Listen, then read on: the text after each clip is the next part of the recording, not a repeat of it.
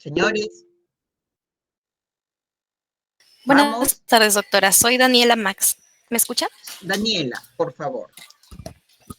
Artículo primero. La defensa de la persona humana y el respeto de su dignidad son el fin supremo de la sociedad y del Estado. Entonces, eso, Daniela, cuando digo Daniela, me refiero a todo el salón, eso es lo primero y es lo que manda. Entonces, cualquier órgano del Estado, cualquier organismo, cualquier poder del Estado, llámese legislativo, ejecutivo, ¿no? Judicial, lo que fuera, ¿no? Y ahí entramos al área tributaria, obviamente, al derecho tributario, está al servicio del ciudadano. Ustedes me pueden decir, Carmen, al servicio de la sociedad. Sí, pero la sociedad es el conjunto de ciudadanos, ¿no es cierto? Entonces podemos decir contribuyentes, podemos decir vecinos, hablando de municipalidades, ¿no? Pero el fin somos nosotros. Nosotros estamos antes que nada. Debemos estar antes que nada, ¿no? Y entonces, hoy vamos a trabajar los límites al ejercicio de la potestad tributaria. Vamos a comenzar a trabajar los límites al ejercicio de la potestad tributaria. Me da la impresión que son 2 clases para eso. Pregúntenme, por favor, todo lo que no esté claro de mi exposición y espero, ¿no? Que faltan 2 semanas para el control. O sea, espero que ya estén leyendo, ¿no? Tanto las PPTs como los artículos correspondientes para cada una de las clases. Entonces, cuando nosotros partimos, ¿no? Decimos, ¿qué vamos a conversar hoy día? Vamos a hablar del derecho constitucional tributario, la conceptual, ¿no?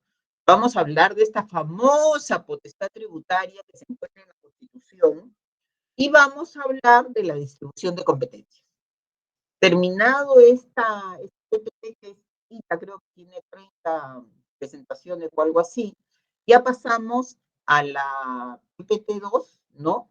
Donde conversamos los límites al ejercicio de la potestad tributaria.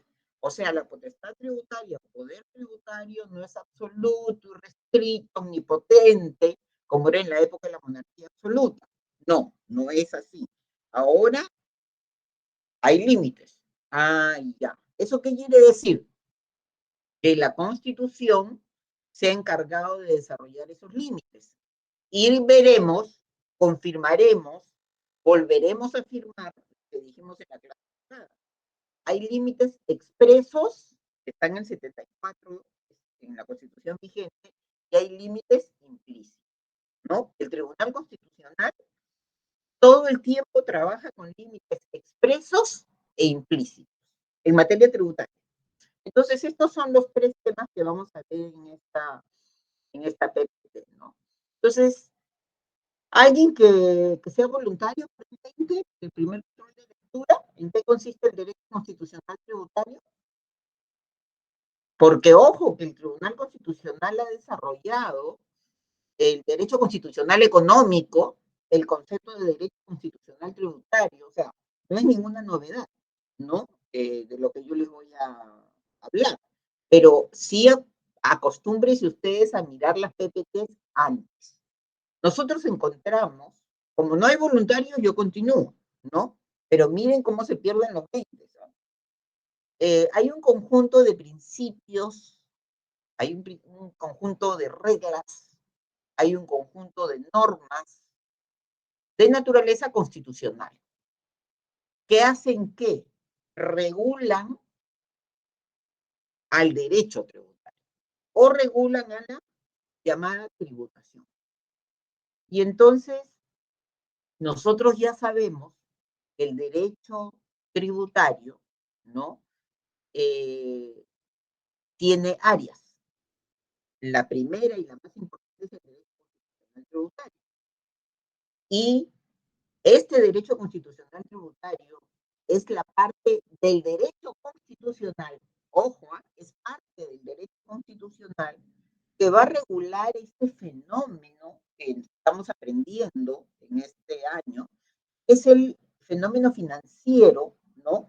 Que va a producir como efecto requisito inmediato para todos nosotros, ustedes y yo, que el Estado tenga el derecho de sacar dinero de nuestros bolsillos y que nosotros tengamos el deber de entregar dinero al Estado. Y eso lo hemos visto cuando hemos estado pasando la regulación en las diferentes constituciones, en las 12 constituciones, porque llegamos a la última, ¿no es cierto? Y entonces sacan de nuestros bolsillos dinero para poder ejercer las funciones que tiene el Estado con los ciudadanos, con los administrados, con los contribuyentes, con los vecinos. Para nosotros son sinónimos. ¿Correcto, señores? Y entonces, eh, esto no es algo que yo lo haya puesto como uh, una idea, ¿no? Esto está sacado de un libro que yo se lo recomiendo a todas aquellas personas que les gusta el derecho constitucional y el derecho tributario. Hay un libro, yo lo tengo, que es del doctor Rodolfo Espizo, ¿no? Él es un profesor argentino y tiene un libro que es, el libro es gigante, pero es precioso, muy bonito, de muy fácil lectura, que es, el libro se titula Derecho Constitucional Tributario, ¿no? Es un libro muy bueno, totalmente vigente. Entonces, acá yo les decía, ¿no? Conjunto de normas, conjunto de reglas, de principios, ¿no? Que van a surgir de las propias constituciones. Ojo, y lo que van a hacer es regular la materia tributaria. Ah, ya. Entonces, primero es la Constitución y luego es la materia tributaria. Sí, exactamente. Y esto también lo trabaja la doctora Catalina García Vizcaíno, ¿no? Es muy bueno ella tiene una serie de libros, ¿no? Es una señora hasta ahora mayor, pero sigue siendo profesora en la universidad, sigue dictando, pero tiene cantidades de libros muy, muy buenos, ¿no? Y también es una de las grandes autoras que yo he leído y he seguido, ¿no? Hasta el día de hoy, tan es así que por ahí nació una amistad académica y ahí tenemos temas en común, ¿no? Es muy agradable conversar con ella. Y entonces, ¿qué regula el derecho constitucional tributario? Fíjense, yo se las he enumerado. La asignación de las competencias en el ejercicio de la potestad tributaria. ¿Vas a ejercer potestad tributaria? Sí, el 74 me lo ha dado. Y ya, pero vamos a ver cómo te ha dado eso, cuál es la regulación, cuál es el instrumento normativo, a qué tributo se refiere, cuáles son, ¿no? En buena cuenta, en qué consiste ese poder tributario que te han dado. No es un cheque en blanco. Vamos a conversar de la potestad tributaria, ¿no? No es que los vamos a dividir, pero todo está sumado en estos 4 grandes temas. Ahí vamos a hablar luego en la siguiente de los principios que limitan la potestad tributaria y de las garantías que la Constitución nos da, que de alguna manera aseguran la vigencia de nuestros derechos como ciudadanos contribuyentes administrados. Qué importante. Entonces, este derecho constitucional tributario lo que hace es, yo soy disciplina. ¿A qué? A ese poder del Estado, a esa soberanía del Estado hacia la sociedad, hacia la dignidad de la persona, hacia el ser humano y su dignidad que tiene que ser respetada, ¿no? Va a limitar el contenido de ese ejercicio de la potestad tributaria, ¿no? Va a regular esos derechos y garantías de los contribuyentes. Entonces, ¿qué tenemos aquí? Miren lo que está detrás, ¿no? ¿Qué tenemos a la mano de esto para hablar de las garantías? Antes era, recuerdan la ley de habeas corpus y amparo, ¿no? Hoy, ¿Qué norma las regula? El código. ¿Dónde está regulado el proceso, estas garantías constitucionales a las que yo les puedo dar la puerta, ¿no? Para poder, como instrumentos, para poder defenderme? Demanda de amparo, demanda de inconstitucionalidad, demanda de habeas corpus, ¿no? ¿Dónde está, señores? En el Código Procesal Constitucional. La clase pasada hemos leído en artículos 78, 79, hemos, por ahí hemos visto el 81. Les he dicho, esos son los artículos que ustedes tienen que revisar. Porque el Código Procesal Constitucional, si no existiría una ley que me sirva como instrumento y que me garantice a mí la efectiva vigencia de los derechos que tengo de acuerdo a la Constitución, tendríamos una falencia tremenda. ¿Por qué tendríamos falencia? Pregunta, ¿por qué tendríamos falencia? Porque no es suficiente decir que otorgo la potestad tributaria. ¿Qué habíamos dicho? Una de sus compañeras explicó, último párrafo del 74, aquellas normas, ¿no?, que violan lo señalado en el 74, ¿sí?, son inconstitucionales. No me acuerdo de la literalidad del último párrafo del 74, ¿no? Entonces, ¿quién puede leer el último párrafo del 74, por favor?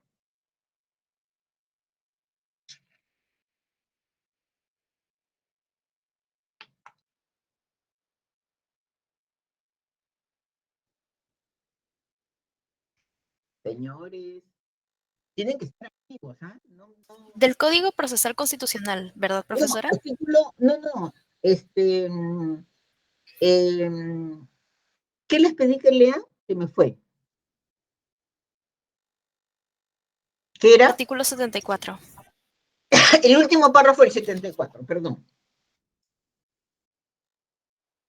De la Pero del Código Constitución. Procesal Constitucional. No, de la Constitución. Ah, ya, Es ya, el un gran momento. artículo que estamos viendo ahorita, donde está la potestad tributaria y los límites al ejercicio de la potestad tributaria.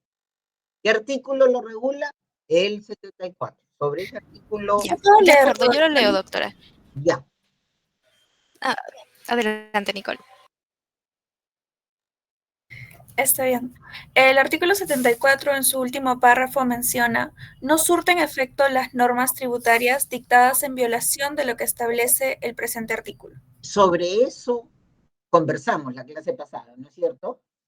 Y entonces una de sus compañeras dijo, lo que este artículo, lo que esta norma, ¿no?, del artículo 74 nos está diciendo en el último párrafo es que la norma no surte efecto. ¿Y yo qué les dije? ¿Recuerdan lo que les dije? Si yo considero que una ley es inconstitucional, si yo considero que una ley está violentando un derecho constitucional mío, ¿no? ¿Qué dice el artículo 200 en relación a las garantías constitucionales? Y tenemos el instrumento, no solamente es el 200, sino es el instrumento, es el Código Procesal Constitucional, que regula ¿qué? Que regula la demanda de amparo, la demanda de habeas corpus, la demanda de inconstitucionalidad. Entonces, si yo considero que hay una norma que está violentando un derecho constitucional, yo me voy en demanda de amparo, con las reglas, porque ya tengo la instrumentalización en el Código Procesal Constitucional. Allí es todo lo que yo tengo que saber para irme en una demanda de amparo, ¿no es cierto? Me voy al juez constitucional. Entonces, son justamente esas garantías las que nos van a asegurar la efectiva vigencia de nuestros derechos. Eso no quiere decir que si yo considero, ¿no?, que hay una vulneración a un derecho constitucional, el Tribunal Constitucional me va a dar la razón, pero tengo el derecho de ir en proceso de amparo. Y definirá el juez constitucional, la sala, etcétera, quien tenga que, que ver el caso, ¿no? Quien me dará la razón o no me dará la razón. Eso es lo que quiero que tengan claro. O sea, es decir, yo no me quedo con decirles, tenemos derechos, tenemos reglas, tenemos principios. Bueno, ¿y dónde está instrumentalizado, Carmen? En el Código Procesal Constitucional. ¿Estamos, señores? ¿Sí? ¿Preguntas hasta ahí?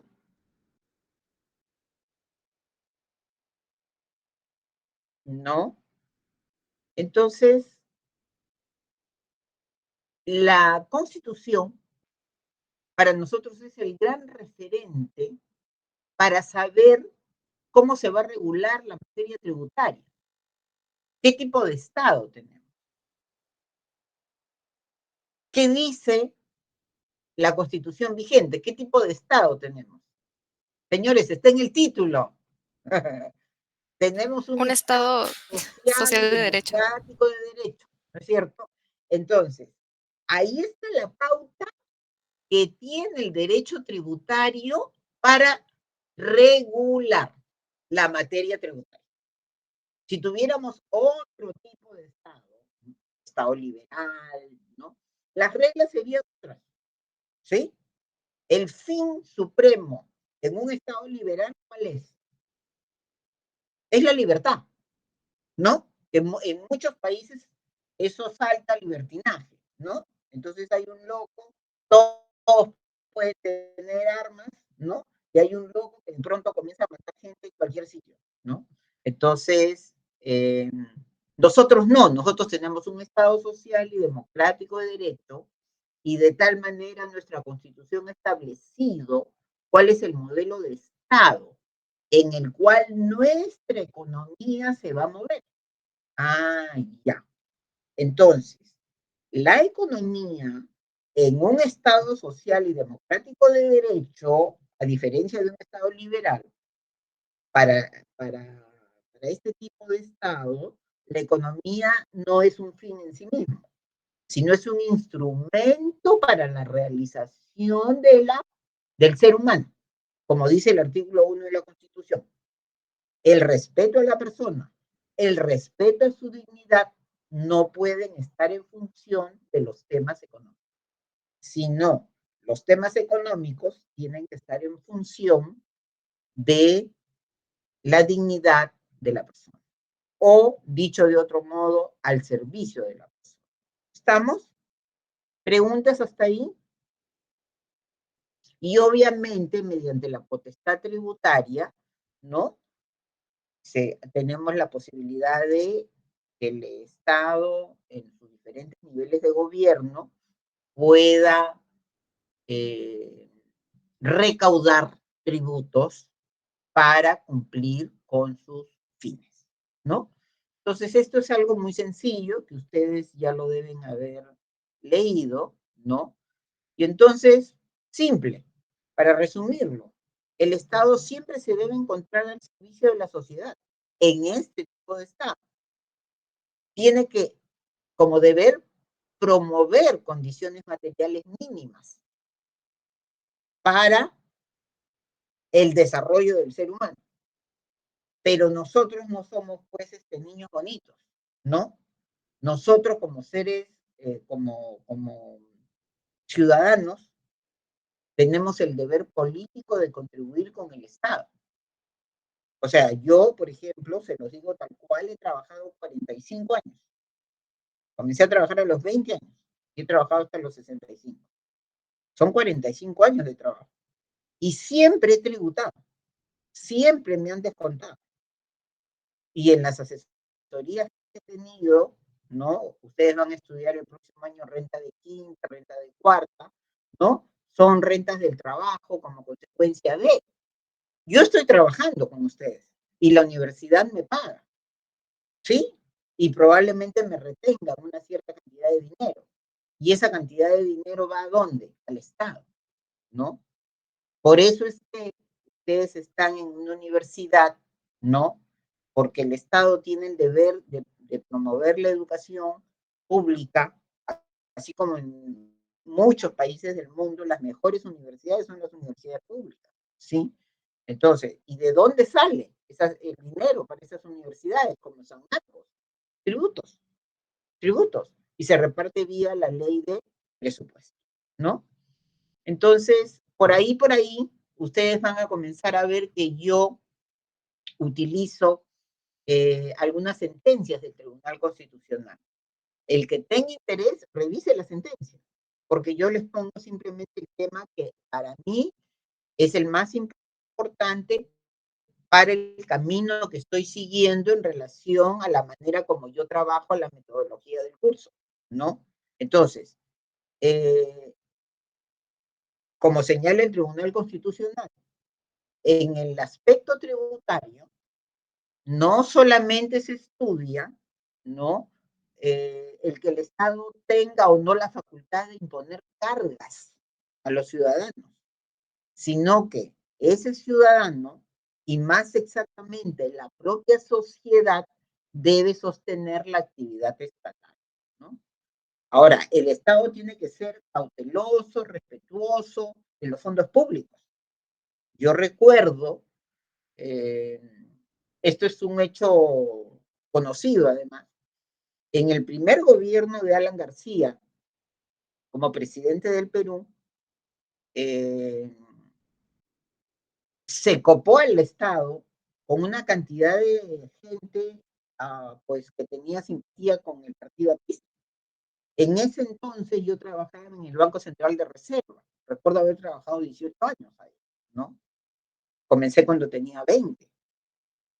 Y en el Banco Central de Reserva siempre han habido 1,000 trabajadores y funcionarios.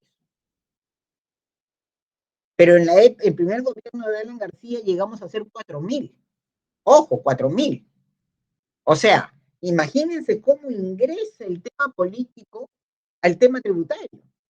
Entonces, ¿cómo se carga el Estado de esas remuneraciones? ¿Con qué vas a pagarle? Y les estoy hablando de una institución porque yo estaba ahí. Y sabía mucho de otras instituciones donde de lo que eran 200, ahora eran 3,000, ¿no? Nosotros pasamos a ser de 12 abogados en la oficina legal a 40 abogados. Entonces, yo les estoy poniendo un ejemplo para decirles a ustedes, ¿y de dónde sale el dinero para pagar esos sueldos? El Banco Central es como el MEF. El MEF tiene 1,000 empleados, no necesita más para funcionar. Y se cuida mucho de tener esa cantidad, ¿no? El Banco Central de Reserva también 1,000, pero como les digo, se coparon pues las instituciones, ¿no? Había que poner a los amigos, lo cual es una locura, porque nuestro dinero no es para mantener a funcionarios que muchas veces tienen muchas limitaciones, ¿no? Entonces, al final ya del gobierno de Alan García, volvimos a ser 1,000 y se declaró la excedencia en la mayoría de entidades del Estado, entre ellos el Banco Central de Reserva donde yo trabajaba, declararon la excedencia de esos 3,000 y nos quedamos los 1,000 que éramos la parte pétrea, o sea, la parte que trabajaba. La oficina legal éramos 12 abogados, pasamos a ser 40, ¿no? Y luego volvimos a ser 12, porque eran los 12 que trabajaban, los otros no trabajaban, ¿no? Entonces, miren qué importante. Tenemos que sostener la actividad estatal, pero no tenemos que sostener los favores políticos de quienes están, ¿no es cierto?, en el gobierno. Como yo siempre digo, el gobierno es el representante del Estado. Ustedes, no sé si recuerdan, y si no lo recuerdan, se los cuento. Hay un presidente que ahora es eso, Alejandro Toledo, que siempre que hablaba tenía como una muletilla, ¿no? Decía, mi gobierno, mi gobierno. Y yo siempre pongo ese ejemplo a mis alumnos y les digo, el gobierno es el representante del Estado, pero los gobiernos pasan, el Estado perdura. Por eso que nosotros no hablamos mucho de los gobiernos, hablamos del Estado. El gobierno de los presidentes que me acuerdo. Alan García. Después de Alan, ¿quién vino? Fujimori, ¿no? ¿O me equivoco? Claro, vino Fujimori. Después de Fujimori, ¿quién vino? Toledo, Alejandro Toledo. Después de... claro, Paniagua, pero Paniagua en gobierno de transición, ¿no es cierto? Sí, en gobierno de transición. Su función era eh, eh, que exista llevarnos a una nueva elección de presidente, ¿no es cierto? ¿Sí? Correcto. Y entonces, pero el siguiente presidente, ¿no? Y eso no quiere decir que el doctor Paniagua, Valentín Paniagua, era profesor en la Universidad Católica de Derecho Constitucional de toda la vida, ¿no? Hasta que falleció, lamentablemente. Pero él, él pues tuvo que pasar por un momento muy difícil que fue un golpe de Estado el 5 de abril, que no recuerdo el año, ¿no? Y ese día él fue a la universidad, yo recuerdo porque lo vi en la sala de profesores, ¿no? Y él fue a la universidad, entró a su salón, porque eso se filtró entre todos los profesores. Creo que algo parecido debe haber pasado con los profesores que dictaban constitucional en San Marcos ese día. Agarró su constitución y la tiró al suelo. Y dijo, se sentó y dijo, díganme de qué quieren hablar. O sea, ¿qué estaba diciendo? Que no iba a ser una clase de derecho constitucional, ¿no? Evidentemente la clase fue sobre lo que había pasado, ¿no? Entonces, y bueno, y entonces aquí vienen estos gobiernos y parece que estos gobiernos se olvidan que tienen una temporalidad. Van a estar un tiempito, nada más.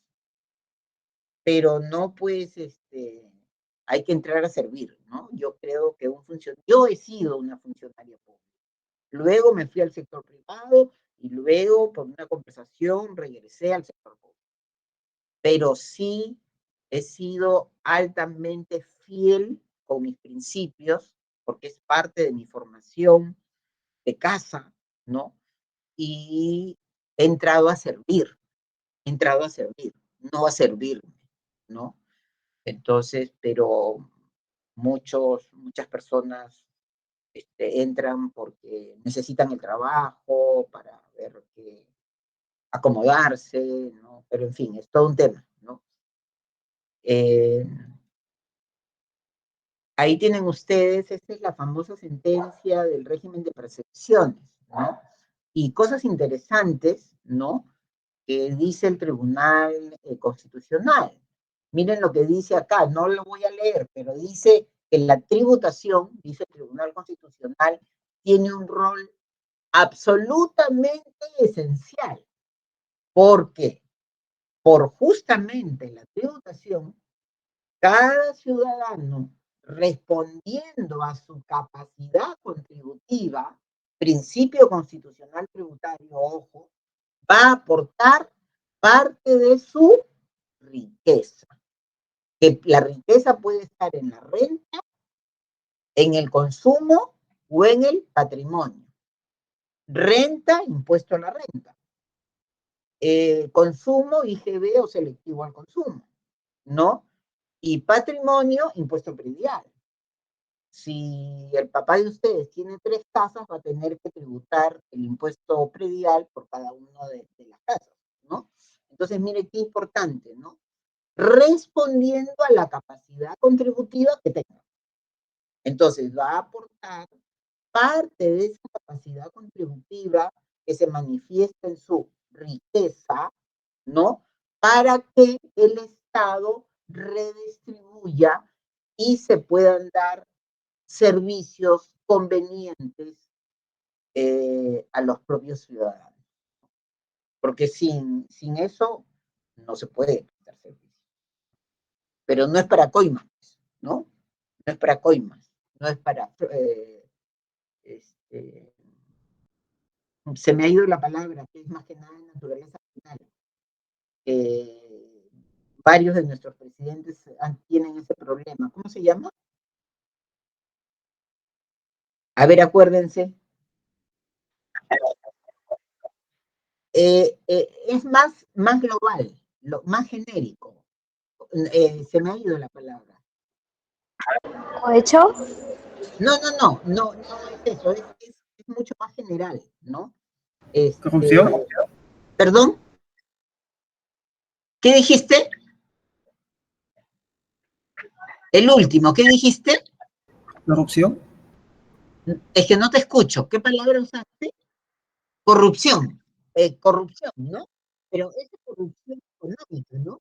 O sea, eh, eh, para poner un ejemplo vigente, ¿no?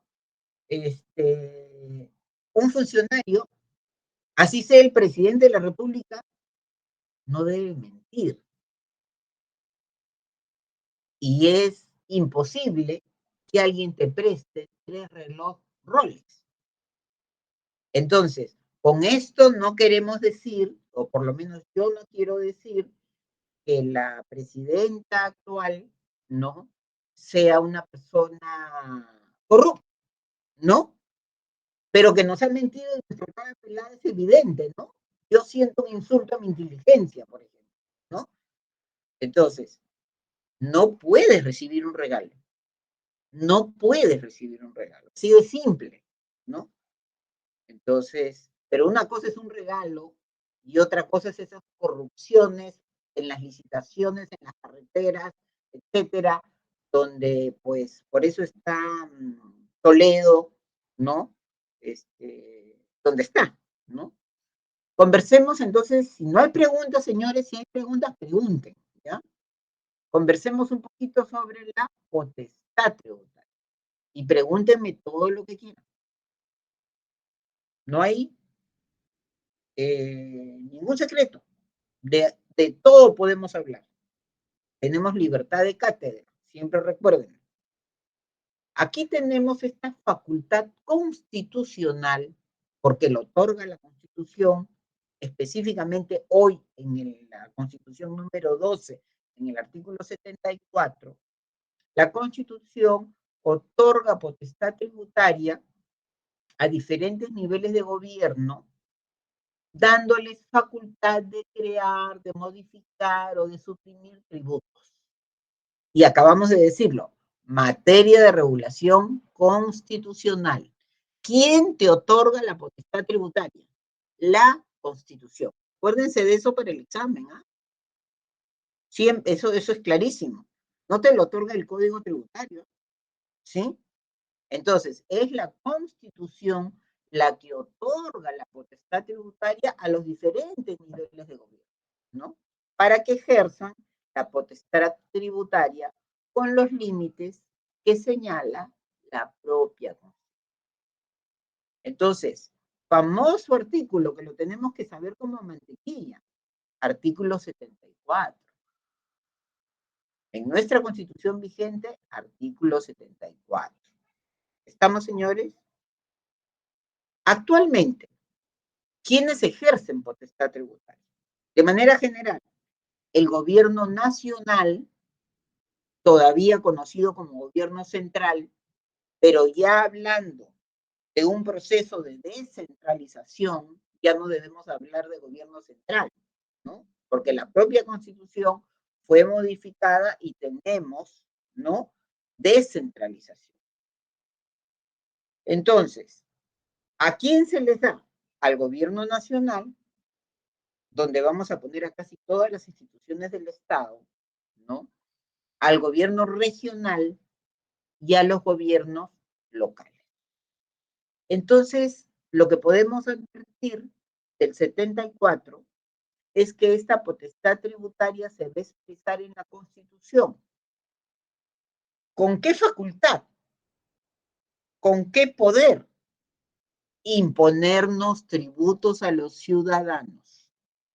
Y nosotros tenemos que acatarlos, siempre que esos tributos no violenten lo señalado en el artículo 74 o en cualquier artículo de la Constitución.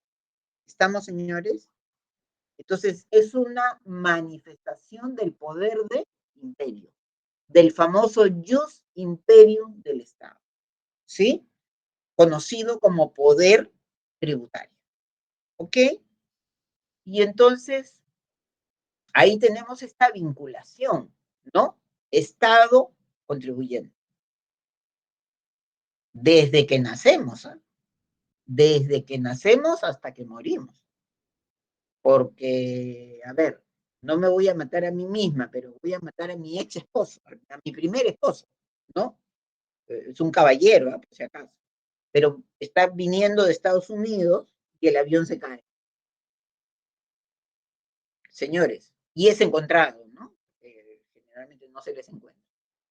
¿Acaso el ataúd, los gastos de sepelio, etcétera, etcétera, tienen alguna liberación tributaria? No, hay que pagar IGB.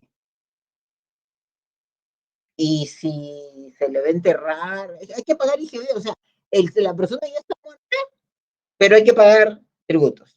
Desde que nace el niño, en la clínica, no, hay que pagar tributos. Si nace en hospital, hay que comprar pañales y hay que pagar tributos porque los pañales están grabados con IGB, ¿no? Y entonces, desde que nacemos hasta que nos morimos, nos encontramos vinculados al tema tributario. Y esta potestad tributaria, nosotros vemos algunas características que las tenemos que conocer porque son muy sencillas. Es inherente al Estado. Y ustedes me dirán, a los diferentes niveles de gobierno, sí a quienes la Constitución les otorga esa potestad, ¿no? Esa potestad tributaria es otorgada y dada y proviene de la Constitución. Como principio, es ejercida por el Poder Legislativo. Acuérdense siempre de eso, salvo las excepciones contempladas en la Constitución. Por eso yo les he dicho, es un poder exclusivo, potestad tributaria, poder exclusivo del Poder Legislativo mediante el instrumento ley. Pero hay excepciones, por ejemplo, la delegación de facultades. ¿No es cierto? Esa es una excepción. Le hemos visto y ahora también le vamos a dar una miradita, ¿no? Entonces, acá en el ejercicio de la potestad tributaria, nos faculta, ¿no? Como nivel de gobierno, como entidad del Estado, para imponer tributos mediante el instrumento normativo correspondiente o pertinente. Y entonces es el fundamento de la actuación de nuestras autoridades, ¿no? Es abstracta, porque no se ve, tiene naturaleza de permanente, no se puede renunciar al ejercicio de la potestad tributaria, no es delegable, es indelegable. Ojo, ¿ah? Como característica. Y ustedes me dirán, Carmen, pero el 104 admite la delegación. Sí, pues la admite como excepción, pero como excepción admite la delegación. Y está limitada, mira, acuérdense de estas características, ¿sabes? Y está limitada por los principios constitucionales. O sea, tienes que mirar que al ejercer la potestad tributaria tienes que respetar, para que esa potestad sea legítima, tienes que respetar lo establecido en la Constitución. En fin, entonces, cuando hablamos de la potestad tributaria, esta puede ser de dos naturalezas. Originaria, y si es originaria es porque está otorgada por la Constitución. La Constitución te otorga la potestad tributaria, ¿correcto? Pero también tenemos la potestad tributaria delegada, que está contenida, señalada en el artículo 74 y trabajada o contenida en el artículo 104 de la Constitución. Más o menos lo que dice el 104 es que el Poder Legislativo o el Congreso de la República puede delegar en el Poder Ejecutivo la facultad de legislar. ¿Mediante qué instrumento normativo? Decreto legislativo. Y ojo, no es un cheque en blanco. Puede legislar mediante este instrumento normativo sobre una materia específica que no necesariamente es tributaria, pero que puede ser tributaria, y por un plazo determinado establecido en la ley autoritativa. Y yo en la clase pasada ya les hablaba de la ley autoritativa, recuerdan, y les decía, tanto la ley autoritativa como los decretos legislativos que va a regular el Poder Ejecutivo, otorgada la delegación de facultades, tienen que cumplir con el principio de constitucionalidad. O sea, ni la ley autoritativa ni los decretos legislativos se libran, ¿no?, de el principio de constitucionalidad. Ojo, señores, ¿estamos claros hasta ahí?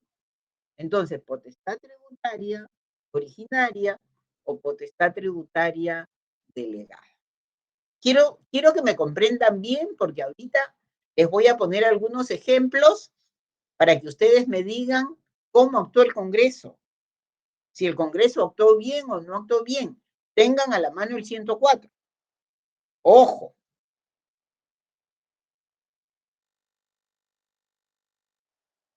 Y ahora miremos esta famosa distribución de competencias, ¿no?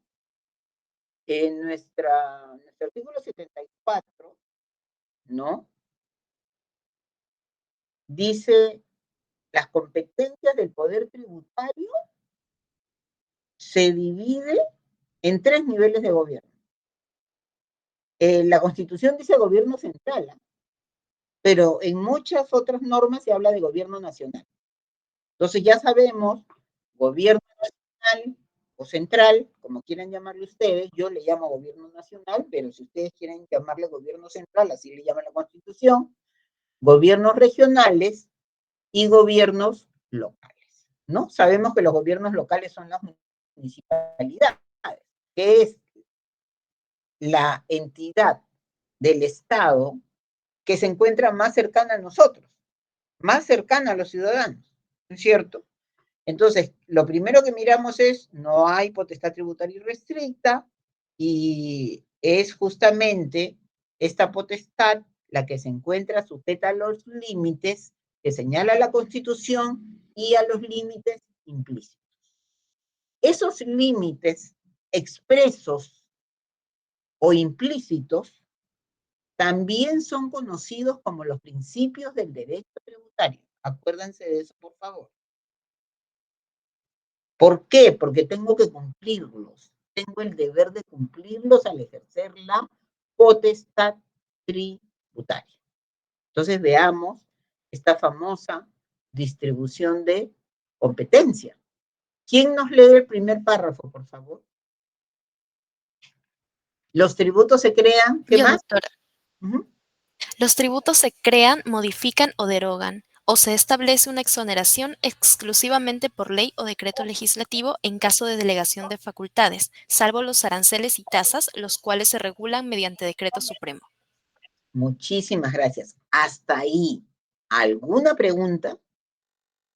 ¿O está todo claro? Si está todo claro, vamos a sacar algunas conclusiones, porque este artículo debió de ser mucho más claro.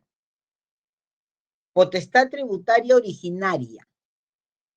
Congreso y Poder Ejecutivo, ¿o no? ¿Eso es correcto o es incorrecto?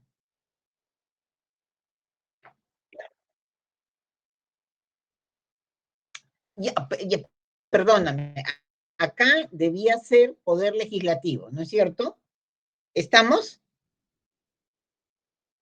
¿Ya? Potestad tributaria originaria, Poder Legislativo y Poder Ejecutivo. ¿Es correcto? Correcto, porque los aranceles y las tasas las regula el presidente de la República, ¿no es cierto? ¿Estamos de acuerdo? Yo le pregunto a la clase, lo que pasa es que hay un alumno que se identifica con la clase y por eso conversa conmigo. Pero quiero que tengan claro, potestad tributaria originaria, sí, para el poder legislativo, para la creación, modificación, supresión, exoneración, etcétera, de tributos. ¿Ok?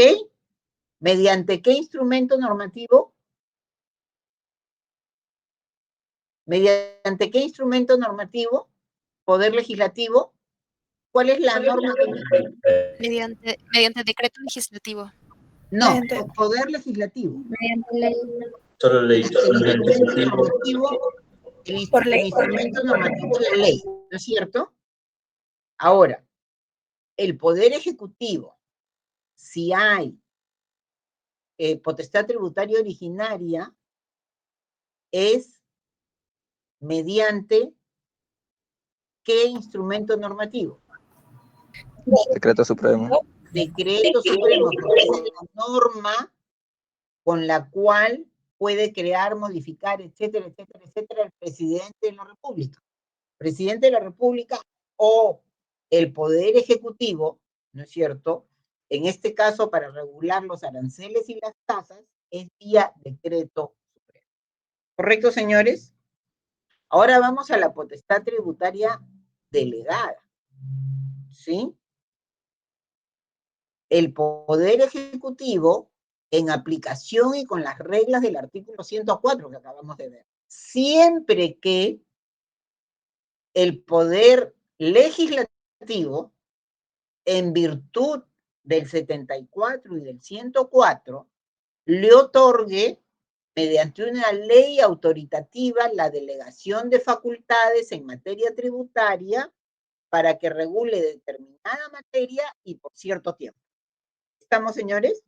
¿Sí? Yo continúo porque si no me preguntan es porque todo está claro, ¿no? Y entonces, acá, Poder Ejecutivo, potestad tributaria delegada. El instrumento normativo es... ¿Cuál es el instrumento normativo? Cuando hay potestad tributaria delegada. Decreto legislativo. ¿Decreto supremo o decreto legislativo? Decreto legislativo. Claro, Legislativo, con doctor. rango de ley, ¿no? Norma con rango de ley. Entonces, revísate por favor el 74 y el 104. Yo les vuelvo a repetir, no son artículos muy felices, deberían ser mucho más claros. Por eso es que yo me tomo la libertad de colocarles este resumen que los ayuda, ¿no? Si ustedes miran los tributos que hoy tenemos, todos son decretos legislativos. O sea, la última gran reforma tributaria en el Perú es del 31 de diciembre del año 1993. Se le encargó, se le delegaron facultades, el Poder Legislativo le delegó facultades al Ejecutivo para que regule la materia tributaria ampliamente. ¿Qué hizo en casi un año el Poder Ejecutivo? Bueno, después de todo un trabajo que fue liderado por un economista muy, muy hábil, Luis Alberto Arias Minaya, el 31 de diciembre se publicaron, les voy a hacer un mapeo nomás, se publicaron las siguientes normas, que no necesito que se las aprendan de memoria, pero que sí sepan, que fue la última gran reforma tributaria. Decreto Legislativo 773, Código Tributario. En ese Código Tributario, decreto legislativo, o sea, delegación de facultades, se le dan las grandes facultades a la SUNAT, que no las tenía. Ahí SUNAT se vuelve el monstruo que es, ¿no? Decreto Legislativo 774, del mismo día, ¿sí? Ley del impuesto a la renta. Decreto Legislativo 775. Ley del Impuesto General a las Ventas. Decreto Legislativo 776. Ley de Tributación Municipal. Pero hay un decreto legislativo anterior al 773 que dice lo siguiente. A partir de hoy, fíjense lo que les voy a decir, es súper importante. Se derogan todos los tributos que existen en el país. Porque teníamos tal caos y tal desorden que era necesario tener una verdadera reforma tributaria. Entonces, con este decreto legislativo, que no me acuerdo el número, se derogaron todos los tributos que existían. Y los únicos tributos que van a existir a partir de la publicación de las normas pertinentes, que fueron a partir del 1 de enero de 1994, porque todo se publicó el 31 de diciembre del 93, ¿no? Son el impuesto a la renta, el IGB, selectivo al consumo, los tributos municipales y algo más, ¿no? Entonces, ¿qué se trató de hacer? Unificar. Después de eso, hemos tenido nosotros una nueva reforma tributaria, no señor. El 774, el 773, el 774, el 776 han sido modificados, parchados, textos únicos ordenados, de textos únicos ordenados. ¿Y hoy qué tenemos? Impuesto, código tributario, texto único ordenado. Miren ustedes, texto único ordenado de qué, ¿no? ¿Ustedes lo tienen ahí? Y está colgado en una de las PPTs, ¿no?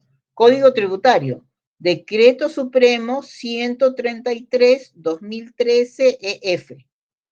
Y este Decreto Supremo del 2013, que es un TUA, lo que hace es modificar otro TUA. O sea, es una locura, ¿no? Entonces la historia tributaria, la verdad, es bastante triste. Es una manera de decir que da pena, ¿no? Que no hay una verdadera reforma. ¿Qué se ha privilegiado? Porque ustedes me deberían preguntar, Carmen, ¿y eso por qué? Porque se ha privilegiado la recaudación. No se ha privilegiado lo que siempre decimos, amplía la base tributaria. Tenemos uno de los porcentajes más altos de informalidad. Los informales son felices porque no tributan. Y a los que sí tributamos, nos ahogan, nos ahorcan, ¿no? Cuando lo que se tiene que hacer es jalar a los informales para que tributen. Y la carga tributaria esté verdaderamente repartida, no repartida como sea. Y entonces, pero como los gobiernos duran unos cuantos años y el trabajo de ampliar la base tributaria es de largo aliento, a los gobiernos que no miran más allá de su gobierno y de sus narices, no les conviene, pues, ampliar la base tributaria, porque los premios se los va a llevar el siguiente o el subsiguiente gobierno. Ampliar la base tributaria por lo menos llevaría unos 15 años. O sea, no es algo que se haga en 2 años, ¿no? Pero esa es nuestra realidad, ¿no? Entonces, acá tenemos, ¿no? Que nos regimos, y eso lo hemos visto en la clase pasada, por el principio de legalidad. ¿Qué quiere decir principio de legalidad? Que el instrumento normativo para el ejercicio de la potestad tributaria es aquel que está señalado en la Constitución. ¿Estamos, señores? Y entonces ustedes me dirán, ¿y tenemos un artículo que lo señale? No, no tenemos un artículo que lo señale. Por eso es que nos vamos, ¿no?, al artículo 200 y vemos ley o normas con rango de ley, ¿no? Y entonces ahí se menciona, como una de sus compañeras leyó en la clase pasada, al decreto legislativo, al decreto de urgencia, a la ordenanza regional, la ordenanza municipal, ¿no? A las normas con rango de ley, ¿no? Mediante las cuales se ejerce potestad tributaria. Pero también se ejerce potestad tributaria en el caso de los aranceles y tasas vía una norma como el decreto supremo, ¿sí? En estos límites, que es un poco lo que vamos a ver probablemente en esta y en la siguiente clase, no debemos olvidar, ¿no? Porque esto lo vamos a trabajar y nosotros algo ya hemos dicho sobre el famoso bloque de constitucionalidad. El bloque de constitucionalidad y los límites van de la mano, ¿no? Porque para yo analizar Tribunal Constitucional, para analizar o interpretar, ¿no? Si una norma tributaria es o no constitucional, no me debo quedar solo con las normas constitucionales, sino que tengo que analizar el bloque de constitucionalidad. Ah, ya. ¿Eso qué quiere decir, Carmen? Eso quiere decir que, por ejemplo, los gobiernos locales tienen un bloque de constitucionalidad y por eso vimos por qué razón las municipalidades, cuando se hablaba de la potestad tributaria, se decía dentro de su jurisdicción y con los límites que señala la ley. Entonces, hay que mirar normas constitucionales y normas infraconstitucionales, pero que formen parte del bloque de constitucionalidad. ¿Preguntas hasta ahí? Acá está, ¿ve? Dentro de su jurisdicción y con los límites que señale la ley. ¿Estamos, señores? Y entonces, los gobiernos regionales y los gobiernos locales tienen potestad tributaria originaria o delegada.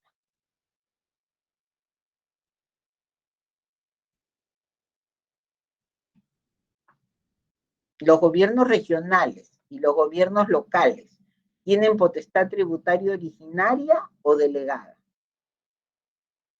Señores. Originaria, profesor. Total. Originaria, doctora, según el artículo 74. Originaria, ¿no es cierto? ¿Tiene alguna limitación? Porque el poder legislativo... Claro, el ser... Sí, doctora, su límite sería la potestad dentro de su jurisdicción y además de acuerdo a la ley. Pero y algo además más, de ¿no? solamente contribuciones y tasas. Exacto, o sea, no tienen potestad tributaria para impuestos. ¿Estamos? Quiero que me sigan, ¿eh? Porque si vemos gobierno central o nacional, dice tributos. Miren el 74. Entonces, pero cuando vemos gobiernos locales, ¿no? Dice contribuciones y tasas. Entonces, potestad tributaria originaria, sí. Pero restringida a dos tributos. Contribuciones regionales, tasas regionales o contribuciones locales o tasas locales. ¿Y cuál es el instrumento normativo? Ordenanza regional u ordenanza municipal, como dice el artículo 200. Ustedes que están con su constitución abierta. Ordenanza municipal, ¿no? A ver, señores. Artículo 200, normas con rango de ley, proceso de inconstitucionalidad. Ustedes tienen que estar así, ¿ah? Están escuchándome, no. Y vos no arrulla. Señores, ¿qué dice el 200 de la Constitución? 200 de la Constitución versa sobre las garantías constitucionales. No, proceso de inconstitucionalidad. Ordenanzas municipales, dice doctora. Ordenanzas municipales, eso es lo que no me acordaba. Y la aprueba el Consejo Municipal. Profesora. Sí. Sí. No, nada, disculpe, iba a responder ahí. Ah, ya. Lo que les iba a decir, que se me fue, es, a ver, vamos a ver. Ok. Cuando hablamos de municipio, instrumento normativo, ordenanza municipal, ¿quién aprueba la ordenanza municipal? Bloque de constitucionalidad. Eso está en la Ley Orgánica de Municipalidades. La pregunta es, a ver, si nosotros decimos ley la da el Poder Legislativo, ¿no es cierto? O sea, el Congreso. ¿Estamos? Pero, quién aprueba una ordenanza municipal? ¿Alcalde? ¿O consejo municipal? El consejo. municipal. Exactamente, es el consejo municipal. El alcalde, si no, sería pues un todopoderoso, ¿no? Es como decir, un legislador puede por todo. No, no, no, es el consejo municipal. ¿Sí, señores? ¿Sí? ¿Y los límites? ¿Y cuáles son los límites? Los que señala la ley, ¿no? No solamente los que señala la Constitución, sino los límites que señala la ley. Y ahí entra el famoso bloque de constitucionalidad. ¿Sí? Ahora, si nosotros seguimos con el artículo 74 y vamos a conversar también sobre el 104 y el 79 para tenerlos claros, dice el 74 que las leyes de presupuesto y los decretos de urgencia no pueden contener normas sobre materia tributaria. Esto es así porque existe un mandato constitucional que acabo de leerlo, que está en el 74. Si esto no estuviera en el artículo 74, ¿podrían contener normas de naturaleza tributaria las leyes de presupuesto y los decretos de urgencia? ¿Sí o no? ¿Y por qué?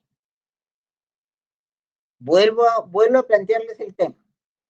El artículo 74, porque estamos viendo párrafo por párrafo, las leyes de presupuesto y los decretos de urgencia, y hice un párrafo del artículo 74 que regula la potestad tributaria y los límites al ejercicio de la potestad tributaria, dice que tanto la ley de presupuesto como los decretos de urgencia que tienen rango de ley no pueden contener normas sobre materia tributaria, norma mandatoria de la Constitución.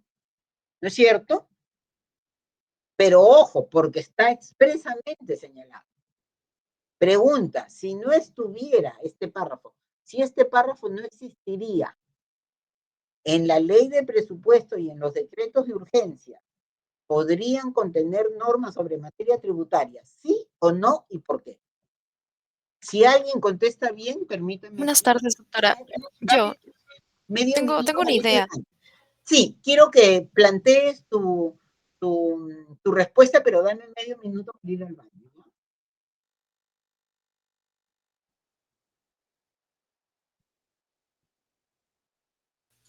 Disculpe, entonces, ¿puedo dar la respuesta ahora o espero un momento?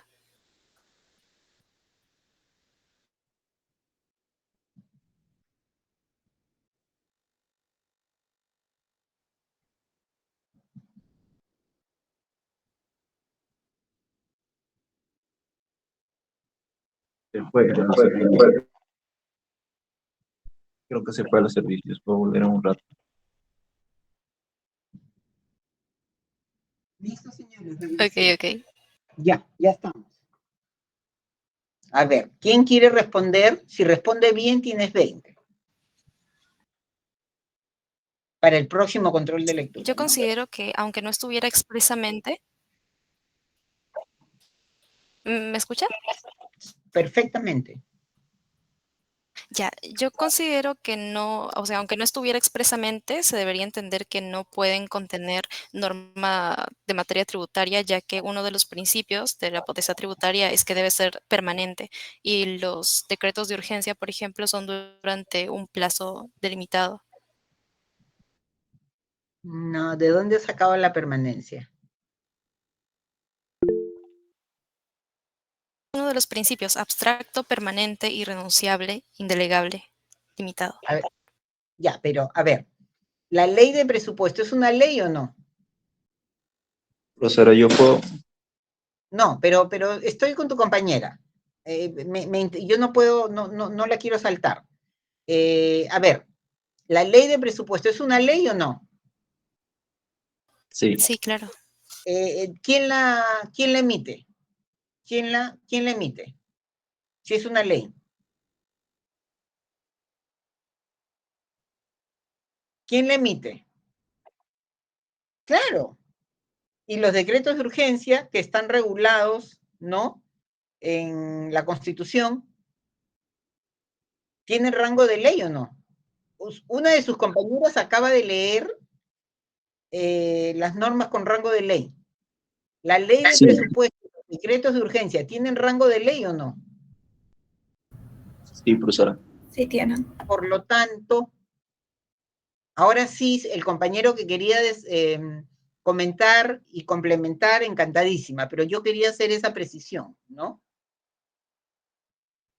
Ya, profesora, A ver, creo yo que en el caso de las leyes de presupuesto, sí se podría entender que sí podría normar sobre materia tributaria porque en el 74 nos indica que el Congreso tiene esta potestad tributaria. Sin embargo, en el decreto de urgencia yo creo que no, ¿no? ¿por Porque qué no? porque ¿Por qué no? en el artículo 74 especifica que el Poder Ejecutivo tendría solamente en casos de decreto ley, o sea que si el Congreso le puede dar esa facultad, y también se ve que en el caso de tasas y aranceles es por decreto supremo, pero no Ya, se especifica ya, por decreto de ya, urgencia. ya. A ver, lee el artículo que regula los decretos de urgencia.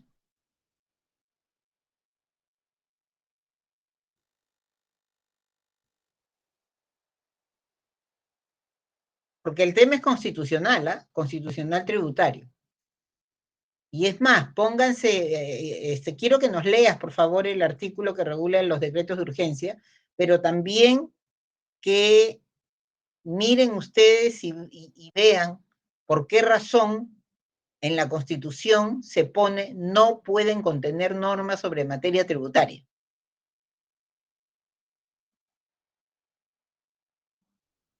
Sí.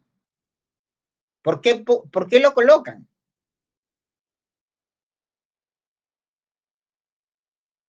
Porque eso no siempre estaba, ojo. Y al no estar, ese párrafo no ha estado siempre.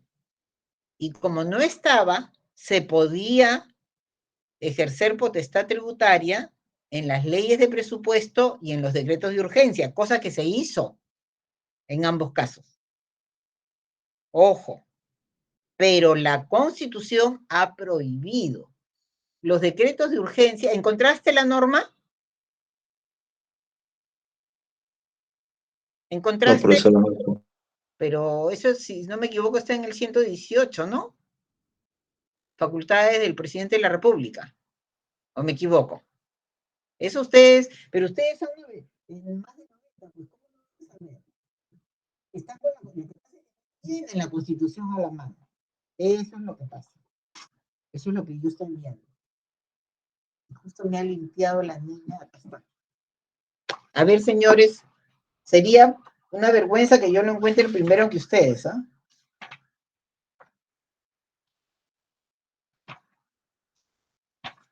Listo, profesora, ya lo encontré. A ver, dinos qué Artículo, artículo es y qué inciso. ok, artículo 118, inciso 19. ¿Qué dice?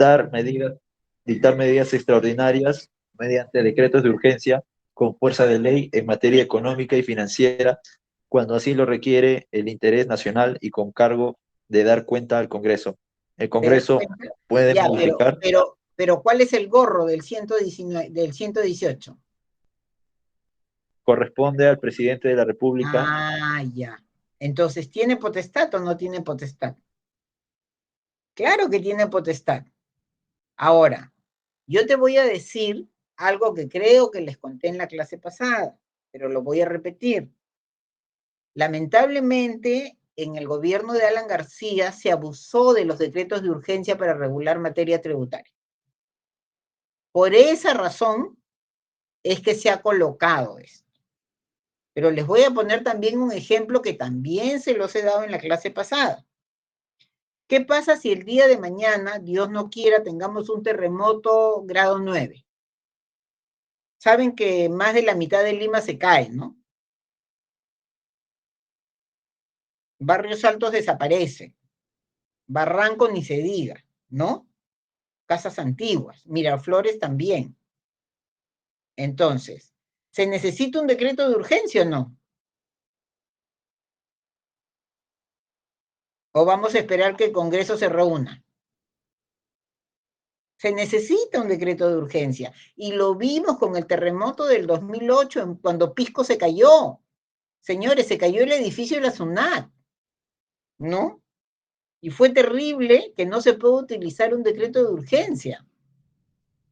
Entonces, acá no solamente es lo que dice la norma, sino que el gobierno no abuse de sus facultades, como lo hace, ¿no? Por eso tenemos el legislativo que tenemos, el ejecutivo que tenemos, y por eso las noticias cada vez que, si se trata de noticias políticas, probablemente ustedes sientan lo mismo que siento yo, ¿no?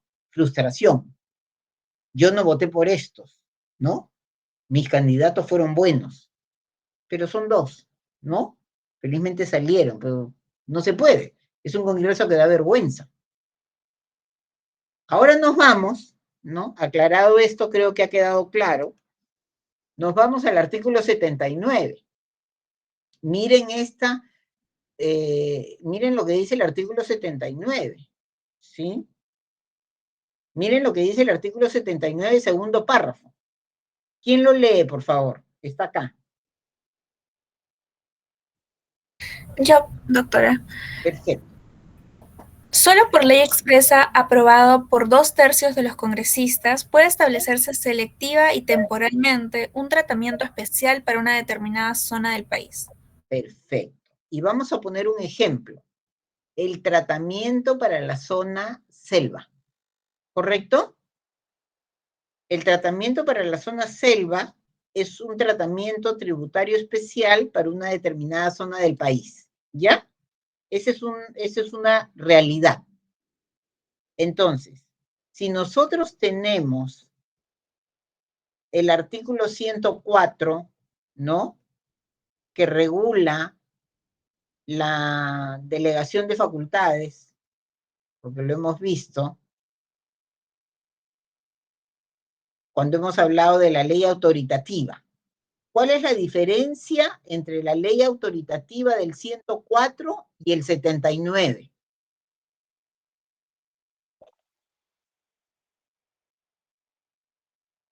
¿Me han seguido la pregunta? No.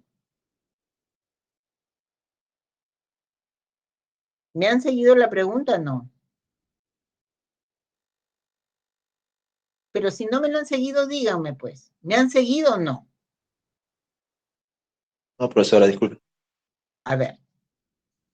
Yo por eso les he dicho, cada norma que vamos viendo, luego se va a entrelazar con otras normas.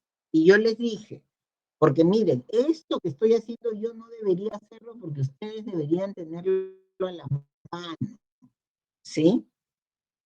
Si nosotros nos vamos al artículo 104 de la Constitución, miren todo lo que me están haciendo regresar. Si nos vamos al 104, ¿quién lo lee, por favor? Ya, delegación de facultades. ¿Quién lo lee? Yo, doctora. Ya.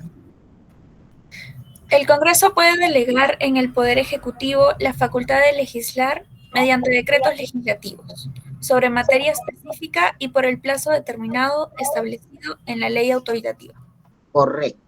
Y sobre el artículo 104, que es la delegación de facultades, y esa delegación de facultades siempre se hace en la medida en que exista una ley autoritativa de delegación de facultades, ¿correcto?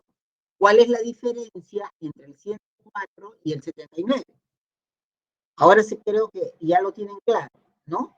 El 79 es una excepción.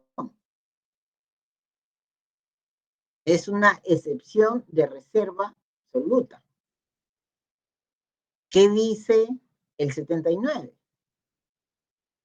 Cuando se regule materia tributaria y esta materia tributaria trate sobre un tratamiento especial para una determinada zona del país, solo puede ser aprobada por ley ¿de quién? Del poder. ¿Qué poder? Legislativo. Exactamente. ¿Correcto? ¿Por qué? Eso ya piénsenlo y contesten ustedes, ¿no? ¿Por qué razón esta reserva absoluta para el Congreso de manera exclusiva y excluyente? Ojo, si yo voy a quiero, como Congreso de la República, dar un tratamiento tributario especial para la zona selva que existe hace muchísimo, hace más de 50 años, ¿no? Si yo quiero aprobar esta norma, ¿me rijo por el 104 o me rijo por el 79?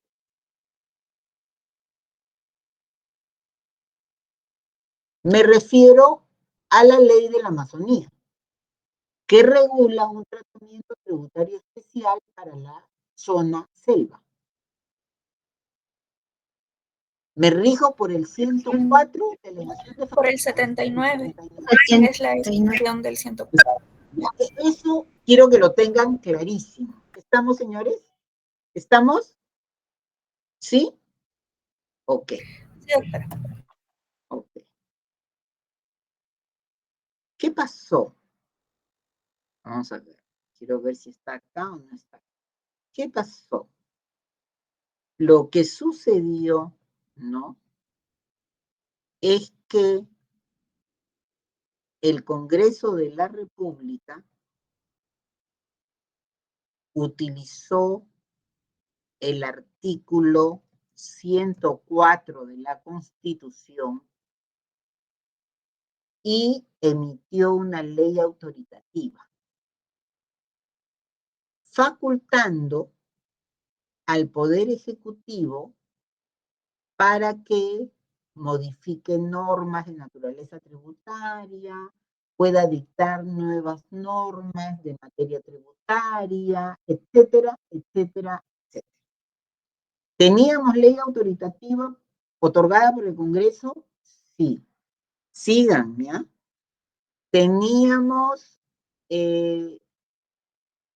esa ley autoritativa, ¿fue publicada en el Diario Oficial del Peruano? Sí. ¿Qué hizo el Poder Ejecutivo? Mediante un decreto legislativo, que me voy a acordar ahorita el nombre, el número creo que es el 789, mediante un decreto legislativo, que está más adelante, mediante un decreto legislativo, regula, ¿no?, el tema de las exoneraciones y beneficios tributarios. Hasta ahí estaba ejerciendo facultades por el 104. Pero en el siguiente decreto legislativo, ¿no?, da una nueva ley, un decreto legislativo para el tratamiento de la zona selva. ¿Me han seguido? O sea, vía el 104, el Poder Ejecutivo, por la delegación información recibida, es el colmo que no hayan leído, que no conozcan el 79, ¿no? Establece un tratamiento especial tributario para la zona selva, ¿correcto? Ahora, ¿qué más sucede? Porque como la historia es larga, yo se las cuento en sencillo. El Colegio de Contadores de Ucayali pide que se declare inconstitucional el decreto legislativo que reguló el tratamiento tributario especial para la zona selva, porque había violentado la Constitución. ¿Correcto, señores? ¿Hasta ahí me están siguiendo? Sí, Sí. doctor. Ya. Sí, doctor. Ok, como hemos visto, una ley es constitucional hasta que el Tribunal Constitucional no la expulsa del ordenamiento jurídico, por el último párrafo del 74. Y entonces el Colegio de Contadores de Ucayali le pide al Tribunal Constitucional que declare la inconstitucionalidad de ese decreto legislativo. Y el Tribunal Constitucional, una de las primeras cosas que dice es, antes de analizar tu petitorio, o sea, antes de analizar la constitucionalidad o no de ese decreto legislativo, voy a analizar la constitucionalidad de la ley autoritativa. ¿Me siguen? Sí, Porque la ley autoritativa es la mamá. Los decretos legislativos son los hijitos. Ya parezco la presidenta de la República hablando de la mamá, ¿no? Pero es la realidad. O sea, la ley autoritativa tiene que ser constitucional. Si la ley autoritativa es inconstitucional, caen todos los decretos legislativos que dictan. ¿O no? Claro que sí. Entonces, lo que sucedió es que hace un análisis. Yo les voy a dar el decreto legislativo en un ratito, ¿ya? Lo que pasa es que no lo veo y no es que recuerde todas las normas en la cabeza. Entonces, hace un análisis muy interesante, ¿no? Sobre la ley autoritativa y sobre los alcances que se le habían dado al Poder Ejecutivo. Pero ¿en qué se equivoca? ¿En qué se equivoca? ¿Cuál es el grave error? Esa ley autoritativa era inconstitucional. ¿Por qué? Porque el artículo 79 estaba siendo violentado, ¿o no, señores? Sí, doctora. Claro, el tratamiento, porque antes teníamos una ley de la zona selva, luego tuvimos un decreto legislativo de la zona selva. Tratamiento tributario. Y entonces, acá no solamente es que sea por ley, sino que sea aprobada por 2/3 de los congresistas. ¿Por qué? Porque generalmente este tipo de normas, eso es algo que ustedes me lo deberían decir a mí, este tipo de normas va a otorgar beneficios, incentivos, un tratamiento especial para determinada zona. Y entonces tenemos que tener mucho cuidado con eso, ¿no? Entonces, por esa razón, hay reserva absoluta, de manera, como digo yo, exclusiva y excluyente. No se puede dar en delegación de facultades. ¿Correcto, señores? Y el Tribunal Constitucional declaró inconstitucional la ley autoritativa. Y al declarar inconstitucional algunos de los artículos de la ley autoritativa, ¿no? Caen los decretos legislativos que había aprobado el Poder Legislativo. Miren qué importante es lo que nosotros estamos estudiando. ¿Cómo es posible que ustedes que están en tercer o cuarto año de Derecho estén aprendiendo sobre el 79 y que los congresistas no manejen el 79? Es una vergüenza total y absoluta, ¿no? Y así cayó esta norma, ¿no? Por inconstitucional. En fin, seguimos un poquito, ya, y más adelante que consiga el número de las normas se las paso, y si no, Alex les va a dar el número. Seguimos todavía, obviamente, con la potestad tributaria, y vamos a entrar a ver un poco los límites también, ¿no? Cómo el Tribunal Constitucional, ¿no?, señala lo que nosotros acabamos de decir. Esta es la famosa sentencia, ¿no?, de Santiago de Surco.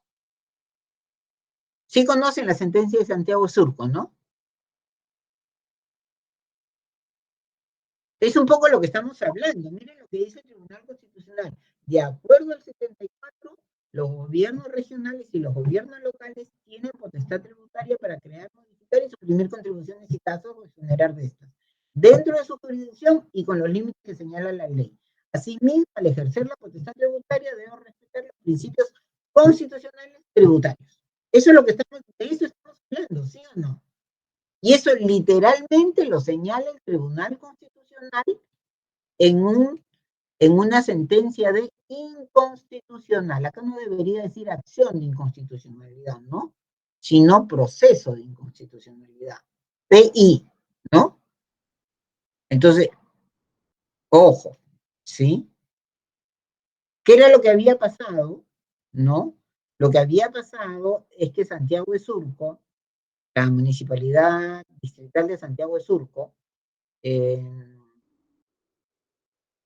le mandaba a la Municipalidad Provincial de Lima para la ratificación una serie de ordenanzas municipales, ¿no? Y la Municipalidad de Lima, por temas políticos, ¿no?, mezquindad, políticos, ¿qué será?, no las ratificaba. Yo les he hablado en la clase pasada de la ratificación. Una municipalidad distrital, de acuerdo al artículo 40, tercer párrafo de la Ley Orgánica de Municipalidades, una municipalidad distrital no puede mandar al peruano a publicar su ordenanza. Su ordenanza tiene que ser previamente ratificada por la municipalidad provincial. Tiene que haber filtro. Y entonces, pasaban 5 años, 6 años, y la municipalidad provincial no ratificaba. Y entonces, en ese sentido, la distrital, de acuerdo a lo que dice la Ley Orgánica de Municipalidades, solo podía cobrar en relación a la última ordenanza ratificada. Pero ¿qué hacía la distrital de Surco? Cobraba. Habían vecinos que pagaban y habían vecinos que no pagaban. Los vecinos que no pagaban porque decían, no tengo por qué pagar porque no ha sido ratificada, le tocaban la puerta a la Defensoría del Pueblo. En ese momento estaba como defensor del pueblo encargado, luego del fallecimiento de Esteban de Noriega, Walter Albán, ¿no? Y esto llegó hasta el Tribunal Constitucional, ¿no? El tema de la ratificación, y esta es la famosa sentencia 041 del 2004, ¿no? Muy interesante, sumamente interesante el caso, ¿no? Luego vino otra sentencia también sumamente interesante, donde se habla de la famosa potestad tributaria originaria, que es, acá está, la sentencia 053-2004, con la distrital de Miraflores, ¿no?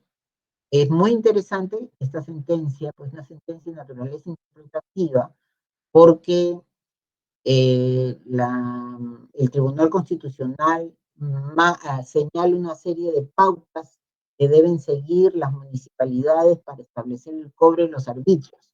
Entonces, bien interesante esas reglas, ¿no?, que marca, por ejemplo, parques y jardines. ¿Cuál es el criterio para cobrar el arbitrio de parques y jardines? ¿No? Para mi mala suerte, yo estoy rodeada de parques y jardines.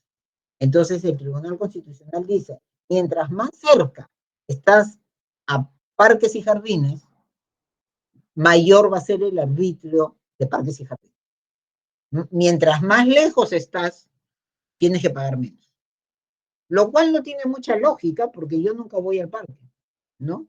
Pero yo les aseguro que vienen muchas personas a correr por el Pentagonito, a estar ahí con sus niños el domingo, ¿no? Pero bueno, eso se dieron una serie de pautas interesantes, por ejemplo, para el recojo de basura, ¿no? ¿Cómo vemos el tema del arbitrio y el recojo de basura, ¿no? En fin, este es el caso de la Municipalidad de Miraflores, ¿no? Y señala también esta sentencia el respeto a los derechos, a los principios constitucionales tributarios, ¿no? Que es un poco lo que vamos a desarrollar en la siguiente PPT, ¿no? Reserva de ley, igualdad, no confiscatoriedad, ¿no? Y dice en la sentencia 053, dice capacidad contributiva. Ah, qué interesante. O sea, hace suya un principio constitucional que está implícito. Como César Landa y yo trabajamos cada uno en sus artículos de los principios, hay expresos e implícitos. La capacidad contributiva es implícita, ¿no? Y entonces, claro, el Tribunal Constitucional puede trabajar e interpretar, ¿no? Si una norma es o no constitucional, en este caso las ordenanzas municipales, teniendo en cuenta los principios expresos y los principios implícitos, ¿sí? Por eso dice que la regulación legal, o sea, la legalidad de la potestad normativa tributaria, miren qué importante, el proceso formativo de la ley debe sujetarse a estos principios constitucionales tributarios. Eso es una sentencia muy interesante, ¿no? Entonces ahí tenemos que hay límites, pues, ¿no? Dice, Municipalidad de Santiago de Surco, la que les mostré primero, la 041, la Ley Orgánica de Municipalidades y la Ley de Tributación Municipal van a servir como parámetro de constitucionalidad. Eso lo dice el TCA, que rigen para el correcto ejercicio de la potestad tributaria municipal para la creación de dos tipos de tributos, tasas y contribuciones, fundamento 4. ¿Ok? Entonces, qué importante, y ahí nos vamos a una norma que ustedes tienen que manejar algunos artículos, el Código Procesal Constitucional, que es el famoso bloque de constitucionalidad, para apreciar, ayúdeme alguien ya porque la voz me está fastidiando. ¿Quién me lee esto de acá? Acá está. La doctora. Por favor. Vamos. Artículo 79 del Código Procesal Civil. Para apreciar la Código Procesal Constitucional. Código Procesal Constitucional. Para apreciar la validez constitucional de las normas, el Tribunal Constitucional considerará, además de las normas constitucionales, las leyes que, dentro del marco constitucional, se hayan dictado para determinar la competencia o las atribuciones de los órganos del Estado. Ya, ¿quién quiere un 20? Que nos explique lo que dice el 79. Se está regulando el bloque de constitucionalidad. Ese es el bloque de constitucionalidad. Uy, no puedo creer cómo se pierden los 20, señores, los mato. No puedo creerlo. De verdad no puedo creerlo. ¿Nadie? Pero ese nadie, ustedes tienen a una tía que es inteligente. Ese nadie quiere decir que no están leyendo las PPTs, ¿eh? Y eso es un pecado mortal. ¿Qué está diciendo? Que para ver si efectivamente la norma es o no constitucional, el tribunal no solamente va a analizar e interpretar las normas constitucionales, sino todas aquellas normas que forman parte del bloque de constitucionalidad. Por ejemplo, en este caso, es el bloque de constitucionalidad de la potestad tributaria de los gobiernos locales. ¿Y cuáles son? Acá está pues, ley orgánica de municipalidades, ley de tributación municipal. ¿Se dan cuenta? Entonces, este es el bloque de constitucionalidad. Y esta es estas dos sentencias que yo les he mencionado, la 041 y la 053, pues súper interesante, súper interesante. Pero bueno, la 041 inclusive, yo recuerdo que la Defensoría del Pueblo pedía que se declare retroactivamente la inconstitucionalidad. ¡Qué locura! Retroactivamente la inconstitucionalidad. ¿Y eso qué significa? Que todo lo que la municipalidad había cobrado tenía que ser devuelto con intereses a los vecinos. Ojo. Y si eso es así, ¿la municipalidad quebraba o no quebraba?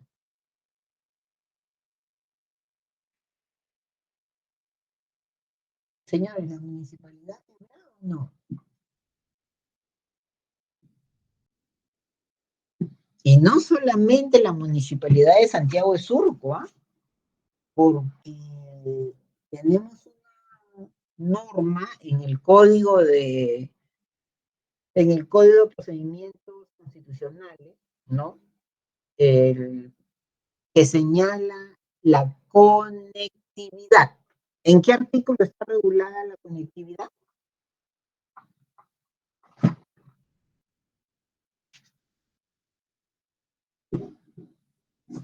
Está ahí nomás al costado. ¿En qué artículo está regulada la conectividad? Solamente piensen qué pasa con todas las municipalidades que tenían el mismo problema de Santiago de Surco. El problema de Santiago de Surco era la ratificación. Entonces, ¿qué pasaba con todas las municipalidades que tenían el mismo problema? ¿Tenían que ir hasta el Tribunal Constitucional? O sea, los vecinos tenían que ir a la Defensoría del Pueblo para que la Defensoría del Pueblo los represente. Esta es una figura nueva en nuestro sistema jurídico, nueva en el 2004, ¿eh? Ojo, no nueva ahora, ¿no? ¿Ya encontraron el artículo?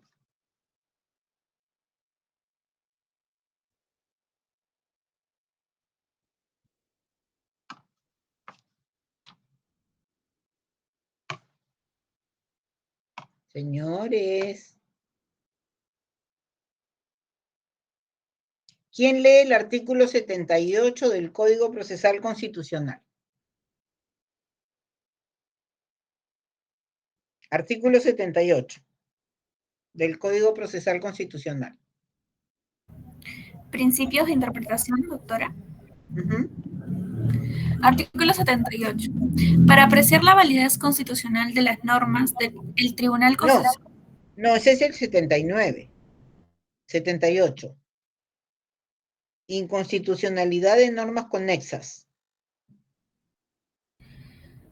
Profesora, esa es la 77. Ya, inconstitucionalidad de normas conexas. ¿Quién puede leer ese artículo? Yo, profesora. Ya. Inconstitucionalidad de normas conexas. La sentencia que declare la ilegalidad o inconstitucionalidad de la norma impugnada declarará igualmente la de aquella otra a la que debe extenderse por conexión o consecuencia. Ya, entonces, ¿eso qué nos está diciendo? Nos está diciendo que si de manera general hay una figura que se va a repetir, ¿no? Que es el caso de la ratificación con Santiago de Surco, el Tribunal Constitucional puede aplicar la conectividad, ¿sí? Lo que conocemos como conexión constitucional. Entonces, de tal manera que de acuerdo a lo que acabas de leer en el artículo 77, me dices, ¿no? Entonces, cuando hay una sentencia del Tribunal Constitucional que declare la inconstitucionalidad de norma impugnada, puede declarar igualmente la de aquella otra a la que debe extenderse por conexión o consecuencia. Y yo les digo, tenemos más de 3.000 municipalidades. Y entonces, imagínense 3.000 casos para que el Tribunal Constitucional señale lo mismo. Entonces, esa figura de la conexión sirve porque en la sentencia 041, el tribunal señala lo siguiente: este mismo fallo se aplica para las municipalidades que han cobrado sin tener la ratificación. ¿Por qué? Porque han vulnerado el principio de legalidad. ¿Qué significa vulnerar el principio de legalidad? Significa que hay un proceso formativo. Y en ese proceso formativo, tú has debido emitir tu ordenanza, como eres distrital, mandarla a la provincial para la ratificación, y una vez ratificada ya se publica en el Diario Oficial del Perú. Y entonces, la sentencia de Santiago de Surco se extiende por conexión o conectividad a las municipalidades del Perú que tengan el mismo problema. ¿Me han seguido, señores? Señores, si no me han seguido, díganme, ¿no? Porque esto es mantequilla, o sea, es muy sencillo para poder... ¿Podría repetir, por favor? ¿Perdón? ¿Perdón? Sí, ¿podría repetir lo último que mencionó? A ver, ¿qué es lo que tú me has entendido? Partamos por eso. De la conectividad. ¿Qué es lo que has entendido? Y si no has entendido la conectividad, lee el artículo 77 en alto del Código Procesal Constitucional.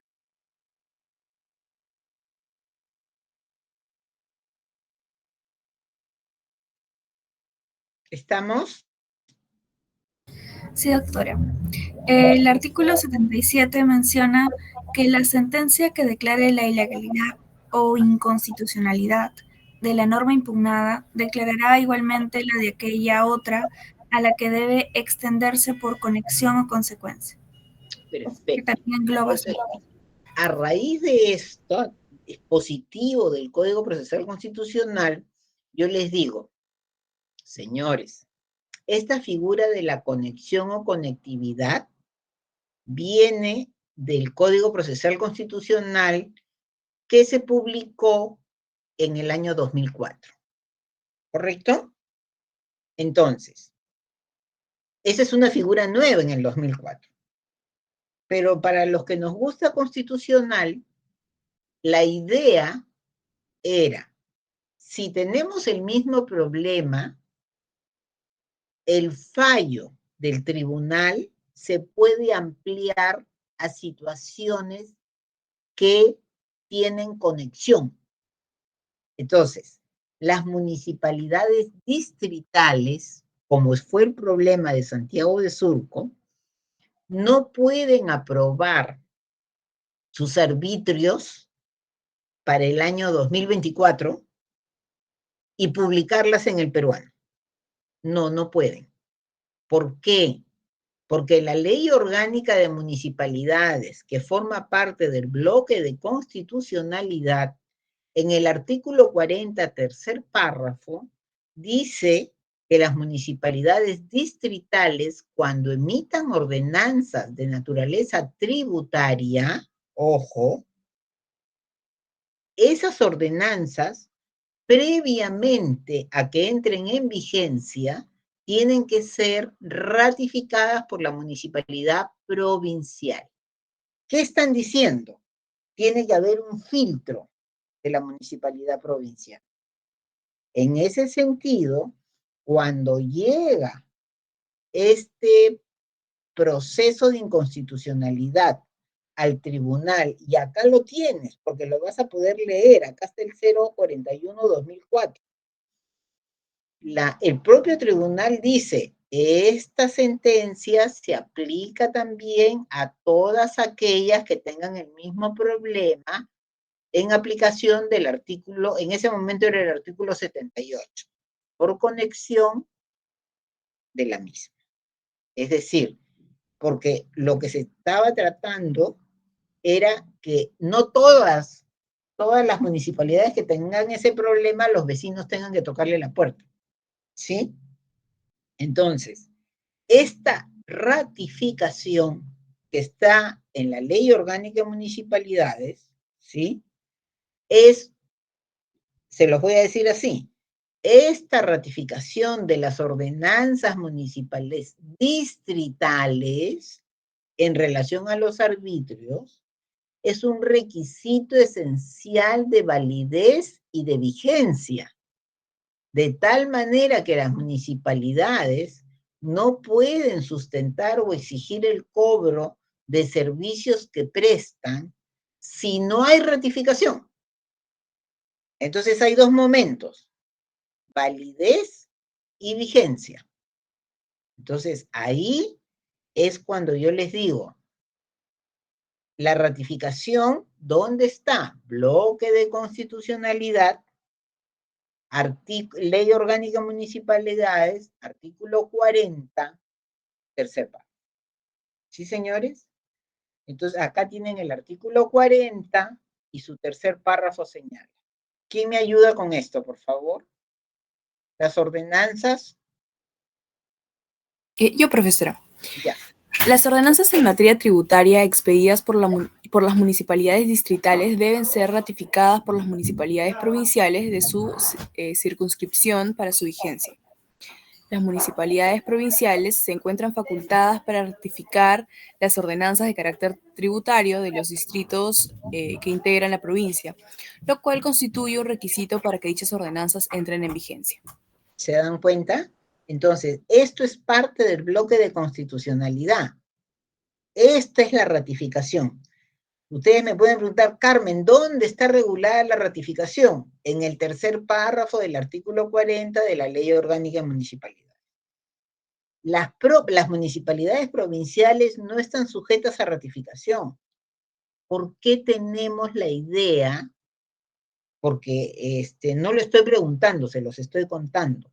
Porque tenemos la idea, el legislador tiene la idea de que la distrital muchas veces no es una municipalidad con un buen equipo de abogados, contadores, lo que fuera, administradores, gente que ve el tema en rentas, ¿no? Entonces dicen, tu distrital está sujeta a la provincial, pero tu provincial, tú publicas nomás. Y yo les digo, no necesariamente, ¿no? Porque, por ejemplo, la distrital de San Isidro, la distrital de Miraflores, la distrital de San Borja, la distrital de, qué sé yo, de Santiago de Surco, son municipalidades muy fuertes, con unos equipos de abogados muy buenos, ¿no? Pero tenemos municipalidades provinciales que no lo son. Entonces, no necesariamente las distritales son malas y las provinciales no lo son.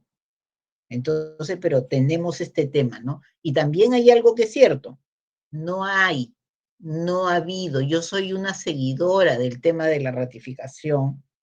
Yo recuerdo en el año 2001 en Tributa, mi ponencia fue sobre el tema de la ratificación, cuestionando la ratificación, porque la ratificación, por lo menos para mí, no debería estar en el artículo 40 de la Ley Orgánica de Municipalidades, porque la ratificación es un tema constitucional. ¿Dónde debería estar? En la Constitución, ¿no? Pero bueno, eso es un resumen enano de una ponencia que hice que tenía pues bastantes páginas. Entonces, todo eso de una u otra manera ha ido modificándose porque una de las cosas que cuestionaba la distrital de Santiago de Surco en el tema de la ratificación era que ¿por qué se castigaba a la distrital cuando había una gran responsabilidad en la provincial? Porque tenía 6 o 7 años sin ratificar. Entonces, ¿sí me están siguiendo hasta ahí, no es cierto? Señores, ¿me están siguiendo hasta ahí? ¿Sí? Entonces, cuando yo tuve oportunidad, que creo que simplemente me convocaron porque vieron mi ponencia del 2001 sobre la ratificación, y yo fui muy clara con la Municipalidad Distrital de Santiago de Surco, que es famosa no porque a mí me interese o no me interese, sino que se hizo famosa y yo no sabía el día del informe oral que iban a estar todos los medios de comunicación, ¿no? Porque era un tema importante. Pero yo cuando me reuní con, no me acuerdo quiénes eran, pero eran las autoridades de la Municipalidad de Santiago de Surco, yo les dije, el tema de la ratificación se va a perder. Yo soy bien clara cuando digo las cosas, porque el tema es político, el tema no es técnico, se va a perder. Acá hay que luchar, que ustedes tienen que pensar siempre ya como abogados. El problema estaba en que la Defensoría del Pueblo estaba pidiendo que el Tribunal Constitucional declare la inconstitucionalidad con efectos retroactivos. Y si declaraban la inconstitucionalidad con efectos retroactivos y no con vigencia al día siguiente de su publicación y los expulsaba del ordenamiento jurídico, la municipalidad iba a quebrar, porque la cantidad de plata que tenía que devolver ya se había gastado en los servicios que ha brindado, porque tú no puedes dar servicios por 7 años gratis, ¿no? Entonces, yo tenía claro, y la municipalidad tenía claro, que la lucha no era ganar la ratificación. Claro que se luchó con el tema de la ratificación, pero era ganar el que no lo declaren retroactivo. Y dice algo más, ¿no? Porque como la demanda fue interpuesta por el tribunal, por la Defensoría del Pueblo, la contestación a la demanda fue efectuada por la Distrital de Santiago de Surco. Yo trabajé, me acuerdo, en esa época con 40 abogados, ¿no? Porque era un tremendo trabajo. Creo que fueron más de 200 páginas la respuesta. O sea, no es un tema tan sencillo como yo se los explico, ¿no? Y una de las cosas que conseguimos es que en algunos puntos que nosotros habíamos defendido, el Tribunal Constitucional lo hace suyo. Nosotros dijimos, ¿cómo es posible que el Congreso permita y haya dado una ley orgánica de municipalidades donde se establezca la ratificación y no se establezca un plazo para que la provincial ratifique? Entonces el Tribunal Constitucional lo recoge, lo hace suyo, ¿no? Y en una sentencia exhortativa le dice al poder, al Poder Legislativo que era imperioso, necesario, que se regule el tiempo que tiene la provincial para ratificar. ¿Sí me siguen, no, señores? O sea, yo no puedo hablar de la ratificación y no señalar cuál es el plazo de la ratificación. ¿Me han seguido? Sí, profesor. Ya, esa parte es súper importante. Me tienes que decir cuál es el plazo que tengo yo para esperar, porque han pasado 7 años y yo he tenido que limpiar las calles, ver los jardines. Entonces, ¿cuál es el plazo que tiene la provincia? La provincia no tenía ningún plazo, pero han habido modificaciones y les estoy hablando del 2004. Luego de eso han habido varias modificaciones con leyes, pero les digo algo importante, ¿no? Miren, esto de acá es bien interesante y voy a pedirle ayuda a ustedes, estamos hablando del año 2018. Miren, del 2004 al 2018. ¿Quién me ayuda con la disposición complementaria modificatoria? A ver.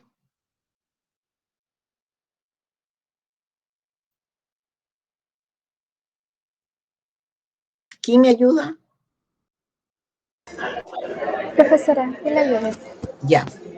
Las ordenanzas expedidas por las municipalidades distritales que aprueban el monto de los derechos de tramitación de los procedimientos contenidos en su TUPA, que deben ser materia de ratificación por parte de las municipalidades provinciales de su circunscripción, según lo establecido en el artículo 40 de la Ley Orgánica de Municipalidades, deben ser ratificadas en un plazo máximo de 45 días hábiles, salvo las tasas por árbitros, en cuyo caso el plazo es de 60 días hábiles. Pregunta, muchas gracias. Hoy, ¿las municipalidades tienen un plazo para la ratificación o no? Las provinciales. ¿Cuál es el plazo? El caso es arbitrios. ¿Cuál es el plazo que tienen las provinciales? Señores. ¿Ah? 60 días, profesora. Pero obvio. 45 días, profesora. No. Si se trata de arbitrios, acá está. Ojo. La regla general es que para cualquier tema que tengan las municipalidades contenidos en sus TUPAs es de 45 días hábiles. Pero la excepción, ¿cuál es? El caso de los arbitrios. Y en ese caso el plazo es de 60 días. Que es hábiles, ¿ah? Estás hablando de cuántos meses. Es bastante, ¿no es cierto? Pero yo les quiero hacer ver algo. ¿De qué año es esta norma? Entre el 2004 y el 2018, ¿cuántos años han pasado? ¡Qué locura! ¿No? Para tener algo tan simple. Y hoy también se modificó la Ley del Procedimiento Administrativo General para abrir un procedimiento sancionador para quien resulte responsable en la municipalidad si la ordenanza que trata sobre arbitrios no es ratificada dentro del plazo de ley, que es de 60 días hábiles. Esa parte es clara. Miren, sí. Señores, si ustedes hubieran leído la PPT, por favor, todo fluiría mucho más. Entonces, lo que les vuelvo a pedir, y Alex les va a poner un comunicado, es que hagan el favor de leer la PPT siguiente. O sea, tienen que entrar a las 6 de la tarde habiendo leído la PPT. ¿Me siguen en el razonamiento? ¿Por qué? Porque lo que no entiendo, ya, esto no lo entendí, le voy a preguntar a Carmen. ¿Qué pasó con la ratificación? Entonces, todo fluye y ya me permitirían ustedes estar en la siguiente PPT, que ya deberíamos estar en la siguiente PPT. El problema es que yo tengo que ir más despacio porque ustedes no han leído y cuesta más que lo entiendan. Por favor, ¿nos podemos comprometer a eso? Señores. Sí, ya, listo. ¿Alguna pregunta? ¿Alguna pregunta, chicos? Señores, no me gusta decirles chicos porque no son chicos. Si tienen alguna pregunta, me escriben entonces, ¿ya? Nos vemos el próximo jueves. Ya, profesora, muchas gracias. Gracias, doctora. Nos vemos. Hasta luego. Cuídense.